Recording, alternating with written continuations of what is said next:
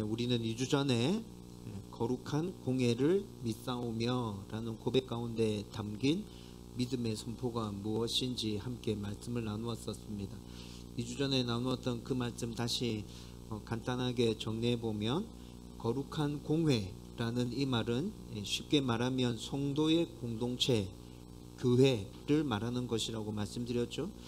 따라서 거룩한 공예를 믿습니다 라고 고백하는 것은 나는 주님의 거룩한 교회를 믿습니다 라고 고백하는 것이라고 말씀드렸습니다. 그런데 우리 교회는 처음부터 하나님이 주인이신 교회라는 성경적인 교회론을 제일 중요하게 붙들고 확실하게 그것을 바탕에 깔고 교회가 시작되었죠.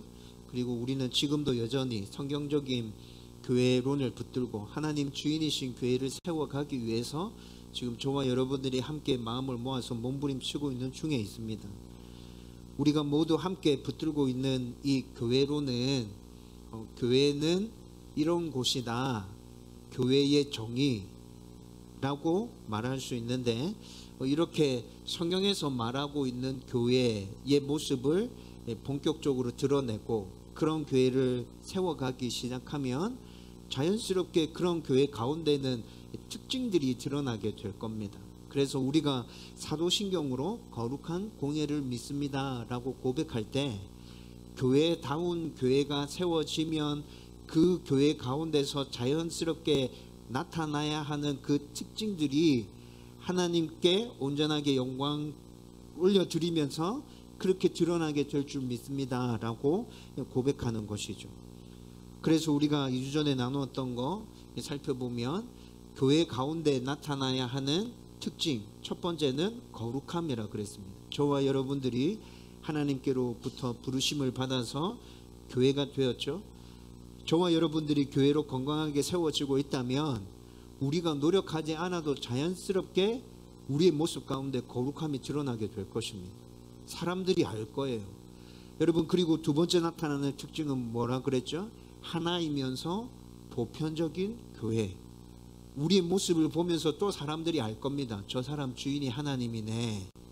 여러분, 성도 가운데서 이런 모습들이 다 드러나면서 이 땅에 있는 성도들은 모두 다 한 분 하나님을 믿고 있는 사람들이구나 라는 것들이 사람들에게 드러나게 될 것이라고. 여러분, 교회는 정말 교회답게 세워지면서 이런 특징들이 드러나야 합니다. 거룩이 나타나야 되고, 하나님 한 분만이 주인이시구나, 저 사람은 하나님 섬기는 사람이구나. 내가 또 다른 성도를 봤었는데 그 사람도 하나님 섬기는 사람이었어. 이런 모습들이 나타나야 된다는 거죠. 저와 여러분들이 거룩한 교회를 믿습니다 라고 고백할 때, 내가 그렇게 세워져 가야 합니다. 우리 교회가 그렇게 세워져 가야 합니다. 우리 다음 교회가 거룩한 교회가 되고 우리 다음 교회의 주인이 하나님이심이 드러나야 합니다. 이 사실을 분명하게 믿음으로 선포하고 고백할 수 있기를 주님의 이름으로 축원드립니다. 오늘은 성도의 교통을 믿사오며 라는 고백에 담긴 우리의 믿음의 선포에 대해서 함께 말씀을 나누려고 합니다. 여러분, 교통이라는 말은 지금은 잘 사용하지 않는 고어인데, 여러분, 교재로 바꾸면 훨씬 더 이해하기가 쉬워집니다. 그런데 왜 교재라는 단어로 바꾸지 않고 굳이 고어인 교통이라는 단어를 사도신경에서 계속 사용하고 있냐면, 교통이 담고 있는 교재의 의미가 굉장히 폭이 넓어요. 교재라는 단어로 성경에서 얘기하고 있는 하나님과 우리와의 그 교제들, 성도들과의 교제들을 다 담아낼 수가 없어요. 그래서 고어이지만 교통이라는 단어를 그대로 사용하고 있는 것입니다. 오늘은 그러면 성도들이 나누는 그 교제는 어떤 것이어야 하는지, 교통이라는 단어가 담고 있는 그 풍성한 의미들을 다 살펴보면서 우리 안에 나타나야 될 그 교제에 대해서 함께 말씀을 살펴보려고 합니다. 여러분, 코로나 시대가 시작되면서 저와 여러분들이 말하지 않아도 충분히 느꼈을 겁니다. 교회 안에 교제가 사라지니까 교회가 온전하게 섭니까? 성도가 온전하게 서나요? 여러분, 이게 무엇을 보여주죠? 교회 안에 교제가 없어지면 그 교회는 건강하게 설 수 없다. 하나님께서 세우신, 예수님께서 피 흘려 세우신 교회는 반드시 교제가 함께 수반되어야 한다. 그래야 건강한 교회로 설 수 있다라는 것들을 우리는 지금 몸소 느끼고 있어요. 코로나 시대를 지나면서 느끼고 있다는 거죠. 사소한 것이지만 성도들이 함께 모여서 이야기를 나누고 삶을 나누고 함께 식사하고 성경을 공부하고 함께 기도하고 그리고 이렇게 모여서 함께 예배드리고, 여러분 이런 모든 것들이 교제라고 말할 수 있죠. 여러분 이런 교제를 통해서 우리는 함께 하나님의 사람으로 세워져 가는 것입니다. 그래서 사도신경에서 교제와 관련해서 고백하는 것은 성령 안에서 이루어지는 성도들의 교제로 성도와 교회는 건강하게 세워집니다 라는 것을 고백하는 거예요. 여러분 이를 좀 자세히 살펴보면서 우리에게 삼위 하나님과 또 성도들 서로 간에 일어나야 될 그 거룩한 교제에 대해서 사모하는 마음이 생겨나기를 주님의 이름으로 축원드립니다. 여러분 오늘 우리가 읽은 본문 말씀은 사도신경에서 고백하는 그 교제가 어떤 것인지에 대해서 아주 잘 보여주는 말씀입니다.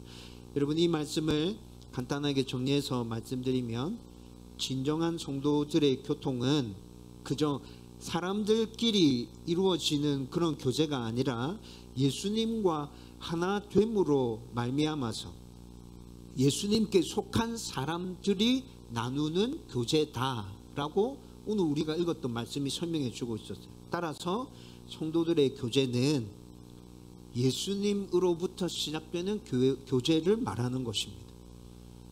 여러분 이를 가장 잘 보여주는 말씀이 오늘 우리가 읽었던 요한 1장 1절에서 3절까지의 말씀이라고요. 여러분 이 말씀에서 사도 요한은 이렇게 지금 설명해 주고 있어요. 영원한 생명이신 예수님이 우리들에게, 사도들에게 나타나셨어. 그리고 사도들은 그 영원한 생명이신 예수님을 보았고 그분이 말씀하시는 것을 들었고 또 그분의 가르침과 삶을 보면서 그분을 배웠고, 그리고 심지어 손으로 그분을 만져서 십자가 죽음과 부활에 대한 온전한 목격자가 되었어. 그래서 예수님과 사도들 안에 진짜 교제가 생겨나게 된 것이지. 여러분 지금 요한이 지금 먼저 이렇게 설명했어요. 이렇게 설명하면서 그러면서 자신들이 보고 들은 바를 너희들에게도 전해 주었는데, 그렇게 한 이유는 뭐냐고 하면 결국 증언하는 우리와 그 증언을 듣는 너희들과 교제가 있기 위해서 그렇게 한 거야. 지금 사도 요한이 또 이렇게 설명했어요. 여러분 이 말을 곰곰이 생각하면서 다시 정리해 보세요. 첫 번째, 오늘 말씀에서는 드러나지 않았습니다. 오늘 말씀에서는 이 부분에 대해서는 드러나지 않았는데, 여러분 성경에서 말씀하는 이 교제는 본래 어디서부터 시작되는 겁니까? 삼위일체 하나님으로부터 시작되는 겁니다. 그렇죠? 삼위일체 하나님이 이런 교제를 태초부터, 창세 전부터 이 교제를 누리고 계셨습니다. 그렇게 하나님과 예수님과 성령님이 이 교제 안에서 하나 되어져 있었잖아요. 그렇죠? 그 가운데 예수님이 이 땅에 오셨습니다. 예수님이 오셔서 하나님이 누렸던 그 교제를 예수님이 누구에게 전달해 줬어요? 사도들에게 전달해 줬습니다. 사도들에게 전달해 줘서 예수님과 사도들 사이에 하나님 가운데 있었던 그 교제가 그들 가운데 있게 되었죠. 이 교제를 누리던 사도는 또 이 교제를 누구에게 전해줘요? 성도들에게 전해줍니다. 예수님에 대한 이야기들을 성도들에게 전해주면서 예수님과 함께 누렸던 그 교제를 성도들에게 전해줬어요. 여러분 그래서 하나님이 누렸던 그 교제가 지금 어디까지 가게 된 거예요? 사도들과 성도들 사이까지 전달되어졌습니다. 여러분 지금 우리가 읽었던 말씀이 그것을 설명해 주고 있는 거예요. 여러분 이런 과정으로 하나님이 누렸던 그 본래의 성경에서 말하는 교제가 지금 사도들과 성도들까지 전달되어졌습니다. 여기서 한 걸음 더 나가 보면 어떻게 된다는 거예요? 사도 요한이 지금 결국 말하고 싶은 건 뭐예요? 너희들과 하나님도 이런 교제를 누리고 있는 거야. 여러분, 지금 사도 요한은 여기까지 말하고 싶은 거예요. 오늘 우리가 읽었던 말씀이 이것을 얘기해 주고 있는 거라고요. 여러분, 사도 요한이 말하고 있는 이것은 비유적인 이야기가 아닙니다. 여러분, 그냥 추상적인 개념을 이야기하고 있는 게 아닙니다. 실제 우리 삶 가운데서, 성도들의 삶 가운데서 일어나는 하나님과의 그 친밀한 교제에 대해서 지금 얘기하고 있는 거라고요. 성도들 사이에서 일어나는 그 하나님이 누렸던 본래의 그 교제, 그리고 성도들과 하나님이 누리는 성경에서 말하는 그 본래의 교제에 대해서 지금 얘기하고 있는 거예요. 여러분, 이를 신학적으로 그리스도와의 신비한 하나됨이라고 말합니다. 그리스도와의 신비한 하나됨. 이런 교제를 통해서 성도와 예수님, 성도와 하나님은 신비한 한 몸이 되었다라는 것을 지금 사도 요한이 이렇게 설명해 주고 있다는 거죠. 여러분, 지금부터 설명이 진행되어질 텐데 좀 어려울 수 있습니다. 여러분들이 생각할 때 성도들 간의 교제 어렵지 않게 생각했을 텐데 이야기를 들어보면 조금 어려운데? 이런 생각이 들 거예요. 그래서 지금 앞에 그림을 보여드리고 있는 거예요. 여러분, 이 그림을 보면서 제가 지금 설명하는 것들 같이 들어보면 좀 더 쉽게 이해할 수 있을 것입니다. 여러분, 예수님과 우리 사이에 이런 생명적인 관계는 성경의 여러 곳에서 언급하고 있습니다. 여러분, 요한복음 15장에서는 어떻게 비유로 설명하면서 이 부분을 이야기하죠? 포도나무 비유를 통해서 이 사실을 우리에게 얘기해 주고 있습니다. 예수님은 포도나무, 너희는 가지, 이렇게 해서 지금 이걸 얘기해 주고 있죠. 여러분, 15장 4절, 요한복음 15장 4절에서 굉장히 직접적으로 이렇게 얘기합니다. 가지가 포도나무에 붙어 있지 아니하면 절로 과실을 맺을 수 없음과 같이. 여러분, 이거 뒤집어서 얘기하면 무슨 말이에요? 가지가 포도나무에 제대로 붙어 있기만 하면 열매 맺게 된다. 반드시 열매 맺는다. 지금 이 얘기하는 거죠. 너희도 내 안에 있지 아니하면 그러하리라. 여러분, 5절에 가면 제가 금방 뒤집어서 설명해 드린 거를 5절에서 다시 얘기해 줍니다. 5절 이렇게 됩니다. 내가 저 안에, 저가 내 안에 있으면 이 사람은 과실을 많이 맺나니 나를 떠나서는 너희가 아무것도 할 수 없음이니라. 여러분, 성도는 예수님을 떠나서는 아무것도 할 수 없을 정도로 예수님과 생명적으로 연관되어져 있는 존재다라는 것을 요한복음 15장에서 포도나무의 비유를 들어서 이렇게 설명하고 있다고요. 여러분, 이런 모든 사람이 모여서 이 땅에서 예수님의 몸을 이루는 거예요. 예수님의 몸을. 여러분, 그런데 이 일은 제가 앞에서 잠깐 언급해 드렸는데 여러분 귀담아 들으셨는지 모르겠는데, 여러분, 이런 일들이 이루어지는 거는 우리의 노력으로 절대 이루어지지 않습니다. 성령님의 역사 가운데서 이 일이 이루어지는 것입니다. 그래서 바울은 이를 또 이렇게 얘기합니다. 고린도전서 12장 13절에서 우리는 유대인이나 헬라인이나 종이나 자유자나 다 한 성령으로 세례를 받아 한 몸이 되었고 또 다 한 성령을 마시게 하셨느니라. 여러분, 이처럼 성령님의 영적 사역이 아니고서는 성도들을 하나로 연결한 예수님의 몸이 이 땅에 이루어질 수 없기에 우리는 성령의 사역으로 이루어진 한 몸이다. 예수님과 본래 하나님이 누리셨던 그 교제를 우리가 지금 누리고 있다. 그리고 성도들 간에도 그 교제를 누려야만 우리가 건강한 교회로 세워질 수 있다 라는 생각을 분명하게 가져야 한다는 것입니다. 이렇게 예수님과 한 몸을 이룬 성도는 그들끼리 예수님의 한 지체임을 의식하게 되는데 여기서부터 성도의 교제가 시작된다고요. 여러분, 예수님과 이렇게 한 몸을 이룬 성도는 자기가 하나님의 자녀라고 분명하게 느끼게 될 겁니다. 그런데 나만 그렇게 느끼고 있나요? 예수님과 분명한 관계를 맺고 있는 내 옆에 있는 성도도 자기를 하나님의 자녀라고 느끼고 있어요. 여러분, 성도 안에서 진행되어지는 하나님이 가졌던 본래 그 교제가 여기서부터 시작된다고요. 나도 하나님의 자녀, 너도 하나님의 자녀. 그러면 우리는 뭔가 얘기하면 통하는 게 있겠네. 여기서부터 성도의 교제가 시작되는 것이라고요. 여러분, 그래서 성도들의 교통, 성도들의 교제를 또 다르게 어떻게 얘기하냐면 복음으로 말미암는 교통, 성령이 이루시는 영적인 교통, 생명적인 교통. 여러분, 이렇게 바꿔서 말하기도 합니다.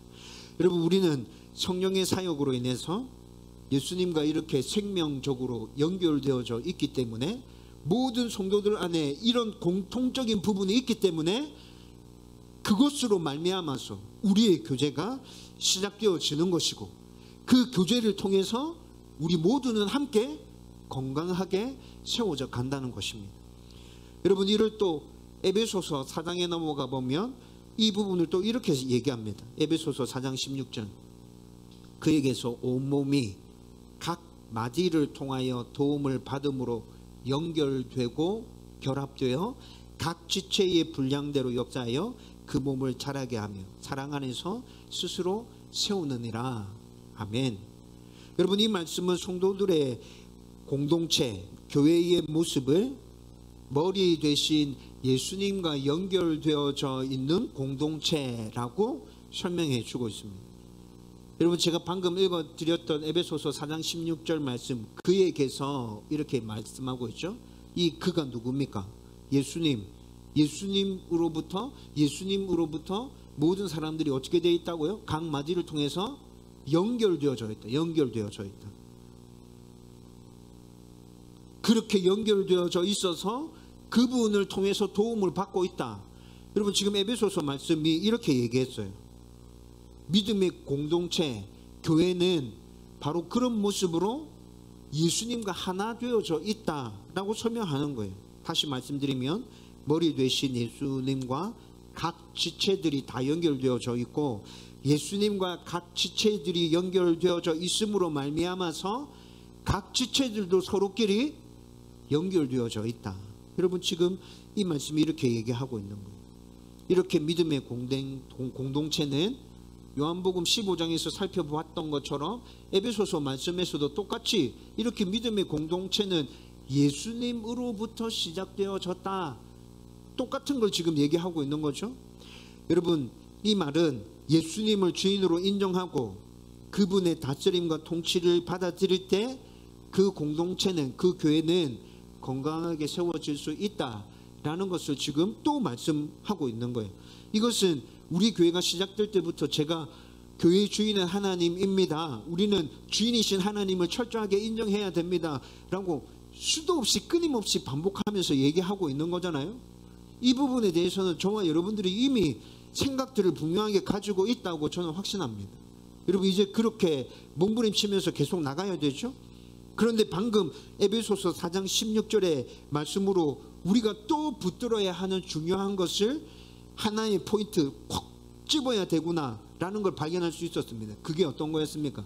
하나님이 주인으로 연결되어져 있는 성도는 하나님과 연결되어져 있을 뿐만이 아니라 또 누구와 연결되어져 있어요? 옆에 있는 성도와 연결되어져 있어. 옆에 있는 성도와 연결되어져 있어. 여러분, 이 포인트도 중요하게 붙들어야 된다고요. 여러분, 이 두 개 중에 하나라도 놓쳐버리면 우리는 건강한 교회로 설 수 없는 거예요. 여러분, 방금 말씀드린 이것은 모든 성도는 예수님과 연결된 한 몸인 것과 동시에 성도와 연결되어져 있어서 성도 상호간에 서로 돕고 의지하고 세워주고 섬겨주고 보듬어 주면서 함께 세워져 가야 한다는 의미까지 다 포함하고 있는 거였어요. 여러분, 마태복음 16장에 예수님께서 베드로가 굉장히 분명한 신앙 고백을 했을 때 그 반석 위에 내가 교회를 세울 것이다 예수님 말씀하셨습니다. 그리고 난 다음에 그 뒷부분에 뭐라 말씀하죠? 음부의 권세가 이 교회를 절대로 무너뜨리지 못한다. 예수님께서 이렇게 말씀하셨습니다. 예수님께서 그렇게 말씀하신 그 이유가 어디 있습니까? 근거가 어디 있죠? 바로 이것이라고. 여러분, 이 세상에 존재하는 예수 믿는 모든 성도들은 예수님과 연결되어져 있습니다. 예수님과 연결되어져 있기만 한 건가요? 옆에 있는 성도들과도 같이 연결되어져 있습니다. 여러분, 사단이 우는 사자같이 우리를 집어삼키려고 시도 때도 없이 달려들 때를 이렇게 딱 노려보고 있죠. 그런데 예수님과 이렇게 연결되어 있고 옆에 성도들과 이렇게 연결되어져 있어요. 누군가 한 사람이 쓰러졌어요. 힘이 없어서 쓰러졌어요. 시험을 받았어요. 넘어졌어요. 여러분, 그런데 이렇게 연결되어져 있는 믿음의 공동체라면 어떻게 될까요? 예수님이 그를 일으켜 세웁니다. 옆에 있는 성도가 그를 일으켜 세웁니다. 보듬고 함께 가는 거라고요. 그를 위해서 기도하고 그를 위해서 함께 아파하면서, 그를 일으켜 세우기 위해서 교회 공동체가 함께 몸부림치면서 그렇게 같이 가는 거라고요. 여러분, 그러니까 사단이 그 교회를 무너뜨릴 수 있겠어요? 절대 무너뜨릴 수 없는 거지. 그래서 예수님께서 16장에서 음부의 권세가 절대 교회를 무너뜨리지 못한다 라고 말씀하시는 거예요. 여러분, 이것을 우리의 눈으로 딱 드러나 보이게 보여주는 아주 실물적인 교훈이 있습니다. 여러분, 세콰이어 나무라는 이 나무를 들어보셨는지 모르겠는데, 담양에 가면 메타세콰이어 그 거리가 있죠. 가보셨나요? 메타세콰이어 나무 굉장히 시원스럽게 길게 쫙 뻗어 있잖아요. 그렇죠? 여러분, 그런데 제가 지금 말씀드리고 있는 이 세콰이어라는 나무는 메타세콰이어라는 나무와 비슷한 종류인데 완전히 같은 종류는 아닙니다. 미국의 캘리포니아 북쪽에 서식하는 나무인데, 여러분들 사진으로 보셨을 거예요. 사진 한 장에 나무를 다 담지 못해요. 이 나무가 거대해요. 키가 130m 정도까지 자란답니다. 둘레가 10m, 폭이 10m 정도 돼서 몇 사람이 손을 연결해서 이렇게 해서 나무의 둘레를 재는 그림 가끔씩 본 기억이 나실 겁니다. 수명은 1500년 정도 된답니다. 여러분, 학자들이 이 나무를 연구해 봤어요. 이 나무가 130m 정도 되는 이 키를 자랑하는 이 나무가 꼿꼿하게 서 있기 위해서는 뿌리가 적어도 수직으로 땅속으로 파고 들어가서 30m 깊이 이상은 파고 들어가 있어야 이 나무가 이렇게 딱 서 있을 수 있는데, 학자들이 조사를 해보니까 뿌리가 그렇게 깊지 않아. 그런데 이 나무가 도대체 어떻게 쓰러지지 않고 이렇게 서 있을 수 있지? 여러분, 이 나무의 특징이 뭐냐면, 특징 중에 하나가 군락을 이루어서 자라는 나무입니다. 여러분, 나무의 뿌리는 깊지 않아요. 산악지대에서 이 나무가 자라는데, 산악지대에서 땅 밑으로 30m 뿌리를 내리는 게 쉽지 않잖아요. 밑에 뿌리 내리다가 안반석에 걸리기도 하고 막 걸리는 게 너무 많잖아요. 근데 이 나무가 군락을 이루어서 자라기 때문에 나무의 뿌리가 옆으로 퍼지면서 옆에 있는 나무 뿌리와 엉키고 설켜서 어떻게 풀어낼 수 없을 정도로 연결되어져 있답니다. 여러분, 이 나무가 서 있을 수 있는 이유가 뭐예요? 옆에 있는 나무를 서로 의지하고 있기 때문에 이 거대한 나무가 서 있을 수 있다는 거죠. 여러분, 교회는, 성도는 이와 마찬가지인 것입니다. 여러분, 제가 방금 말씀드렸잖아요. 사단이 시도 때도 없이 우리를 잡아 먹으려고 노리고 있습니다. 여러분, 최후의 발악을 하면서 조금이라도 틈만 보이면 그 틈을 비집고 들어서 우리를 공격해 대잖아요. 그렇죠? 예수님 다시 오실 때까지 사단의 그 공격은 멈추지 않을 것입니다. 그런데 그 공격이 멈추지 않는다 하더라도 우리는 두려워하거나 걱정할 필요가 없습니다. 왜 그렇습니까? 예수님이 나와 연결되어져 있습니다. 내 옆에 있는 성도와 내가 연결되어져 있습니다. 설사 내가 지치고 힘들어서 쓰러진다 하더라도 예수님이 나를 일으켜 세워주실 것입니다. 옆에 있는 성도가 나를 일으켜 세워줄 거라고요. 여러분, 그래서 우리는 두려워할 필요가 없어요. 저와 여러분들이 이 사실을 꼭 붙들고 믿음의 공동체, 교제를 통해서 그 믿음의 공동체를 건강하게 세워갈 수 있기를 주님의 이름으로 축원드립니다. 여러분, 그러면 성경에서 말하는 성도의 교제는 그러면 어떻게 나타나야 하는 거지? 여러분, 이 부분에 대해서도 한번 생각해 봐야겠죠? 성경에서 교제가 이렇게 중요하다고 말씀하고 있는데, 그냥 성도들과 함께 만나서 수다 떨고 같이 밥 먹고 막 이렇게 재미있게 시간을 보내면 그게 충분히 교제가 되는 건가? 여러분, 그것이 교제 맞습니다. 그런데 성경에서 말하는 교제는 그게 다가 아니라고 얘기하고 있죠. 그럼 도대체 성경에서 얘기하는 성도들의 교제는 뭐야? 여러분, 성경에서 말하고 있는 성도들의 교제, 아주 근원적으로 말씀드리면 우리 안에 일어나야 되는 교제는 성도의 존재, 우리의 존재와 우리 안에 있는 모든 은사와 능력들을 다른 일을 세워주기 위해서 서로 나누는 모든 것들이 교제가 되어야 된다. 성경은 그렇게 말씀해 주고 있습니다. 내 존재 자체가, 그리고 내 안에 있는 모든 은사와 능력들이 다른 사람들을 세워주게끔 만들어주는 그런 일들이 다 성경에서 말하고 있는 교제야 라고 말하고 있다는 거죠. 여러분, 성경은 성령님께서 분명히 우리에게 각각의 은사들을 허락해 주셨다고 말씀합니다.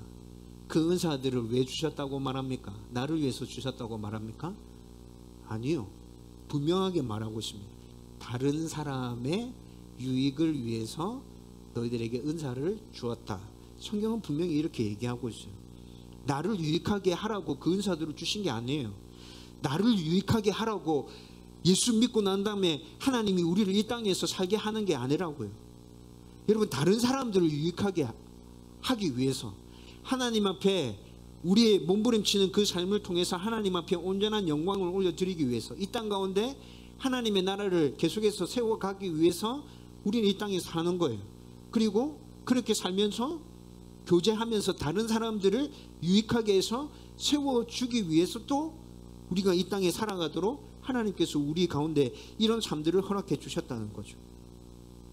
여러분, 여기서부터 성도와 세상은 확실하게 구별되어집니다. 세상은 뭐라 얘기합니까? 세상은 다른 사람 말고 네가 잘 돼야지, 네가 실패하고 네가 쓰러지고 막 뭉개지는데 다른 사람 잘 되는 게 무슨 소용이 있는데? 여러분, 세상은 전부 다 이렇게 얘기하죠. 그래서 치열하게 경쟁해서 밟고 일어서야 돼. 밟히면 너 끝나. 여러분, 계속 세상은 이렇게 얘기한다고요. 근데 성경은 뭐라 얘기해요? 아니, 내가 밟고 일어서라고 너 이 땅 가운데 살라고 얘기한 게 아니잖아. 그거 아니야. 그 사람들과 함께 서. 그 사람들과 함께 서. 여러분, 성경은 우리 가운데 이렇게 얘기해 주고 있다.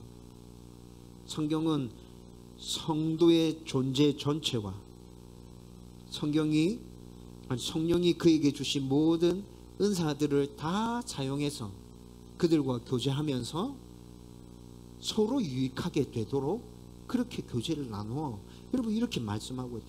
따라서 우리는 예수님의 신비한 몸에 속한 다른 지체들의 복지와 유익을 위해서 살면서 내가 그렇게 쓰임받기를 기꺼이 바라야 돼요. 내가 그렇게 쓰임받기를 기꺼이 바라야 된다고요. 내가 그렇게 쓰임받는 걸 즐거워해야 돼요. 기뻐해야 돼요. 여러분, 하나님이 나의 이 모습을 보시면서 얼마나 기뻐하실까? 우리는 하나님의 그 기쁨을 우리의 삶 가운데서 느낄 수 있어야 돼요. 그래야 우리가 온전한 교제를 하고 있는 것이라고요. 여러분, 이거 되게 쉽게 풀어서 설명해 드릴까요? 진짜 쉽게. 여러분, 성도 안에서 일어나야 되는 교제는 자기의 유익을 추구하기 위한 것이 아니라 서로의 유익을 추구하면서 나의 시간과 나의 에너지와 나의 물질을 그들을 위해서 사용하는 것. 성경에서 말하고 있는 성도의 교제는 이것이라고요. 여러분, 앞에서 성령 안에서 예수님과 한 몸 되고 다른 성도들과 한 공동체가 되었다는 것과 그리고 서로 하나가 되어서 돕고 섬겨줄 때 하나님 원하시는 건강한 교회로 함께 세워져 갈 수 있다고 말씀드렸죠. 여러분들이 제가 지금 말씀드린 이걸 분명하게 이해했다면 성경에서 말하고 있는 성도의 교제가 나의 유익을 추구하는 게 아니라 다른 사람들의 유익을 추구하는 것이라는 것도 여러분들은 충분히 받아들일 수 있습니다. 여러분, 그런데 세상에서는 이렇게 다른 사람의 유익을 위해서 자신의 능력과 재능과 시간과 물질을 기꺼이 즐겁게 제공하고 성경에서 말하고 있는 그 교제를 추구하고 있는 사람들 찾아보기가 진짜 힘들어요.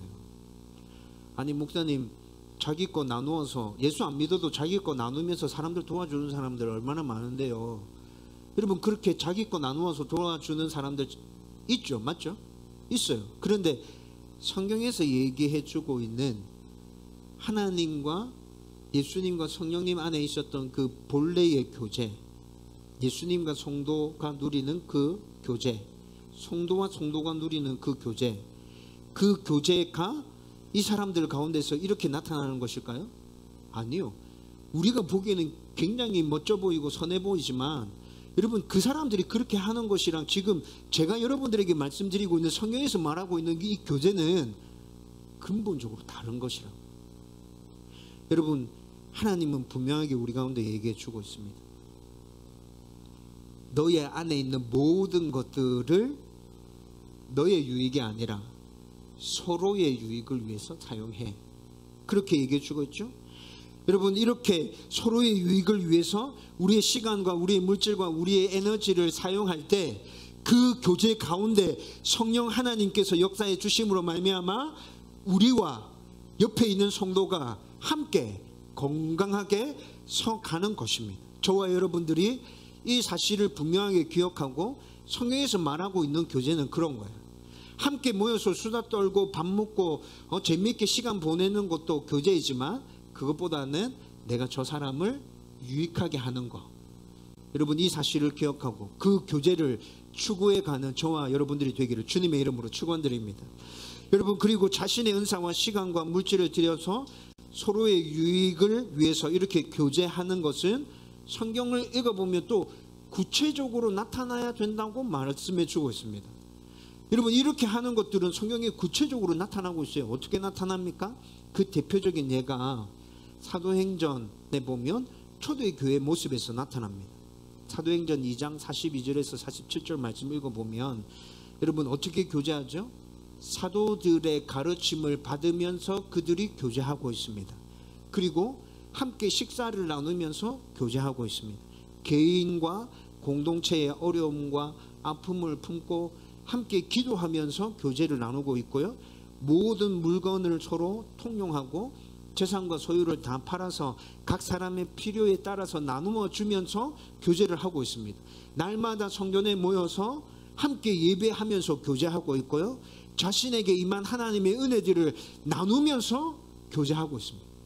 사도행전 2장 42절에서 47절까지에 나타난 초대 교회 성도들의 교제의 모습이었습니다. 여러분, 이렇게 나의 유익을 추구하는 게 아니라 서로의 유익을 추구하면서 교제 나누는 모습이 이렇게 구체적으로 나타나야 되는 것이라고요.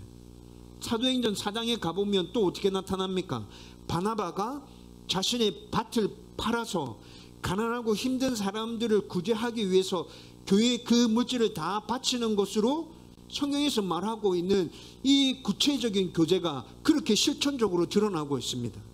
사도행전 11장에 가보면 여러분, 이방 땅에 세워진 안디옥 교회가 예루살렘 교회 가운데 심각한 흉년에 임해서 그곳의 성도들이 힘들어하고 있다는 소식을 들었을 때 자발적으로 헌금합니다.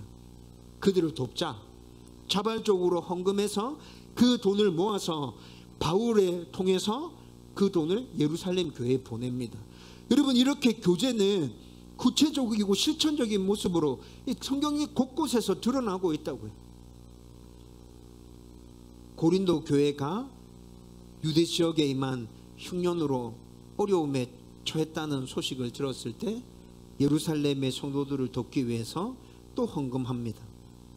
여러분, 그런데 참 재밌는 건 여러분, 고린도 후서 8장과 9장의 말씀을 읽어보면 고린도 교회가 예루살렘 교회의 그 어려움을 돕기 위해서 헌금한 장면이 2장에 걸쳐서 길게 설명되어져 있거든요. 여러분, 그 말씀을 한번 읽어보십시오. 여러분, 한글 성경만 읽으면 여러분들은 잘 구분이 안 될 거예요. 근데 여러분, 8장과 9장의 말씀을 한글 성경과 함께 헬라어 성경으로 같이 읽어보면 참 재밌는 게 드러납니다. 8장과 9절 말씀에 분명히 연보라고 얘기하고 있거든요. 연보. 근데 헬라어 성경으로 읽어보면 이 연보가 교제라고 기록되어져 있습니다. 재밌죠? 고린도후서 9장 13절. 저희와 모든 사람을 섬기는 너희의 후한 연보. 한글 성경에는 분명히 연보라고 이렇게 기록하고 있거든요. 헬라어 성경으로 읽어보면, 헬라어 성경으로 읽어서 이거를 한글로 딱 풀어서 직역해서 말씀드리면, 저희와 모든 사람을 섬기는 너희의 교제의 풍요함이, 이렇게 말씀하고 있다고요. 여러분 13절 말씀, 고린도후서 9장 13절 말씀, 한글 성경은 헬라어로 코이노니아, 교제라는 이 단어를 분명히 연보로 표현하고 있습니다. 헌금으로 표현하고 있어요. 여러분, 그리고 제가 방금 말씀드렸던 거 좀 더 여러 예들을 설명해 드리면, 고린도후서 8장 9장 말씀 읽어보면, 교제라는 이 단어가 연보로 쓰일 때도 있고 아주 다양하게 쓰이는데, 8장 4절 6절 7절 9장 5절에서는 이 연보를 은혜라는 단어로 사용하고 있습니다. 그리고 9장 13절에 가보면 교제라는 단어로 또 바꾸어서 사용하고 있고요. 8장 20절과 9장 1절과 12절 가보면 봉사라는 단어로 또 바꿔서 사용하고 있어요. 이게 뭐지? 왜 한 단어를 이렇게 헷갈리게 자꾸 바꿔가면서 쓰는 거야?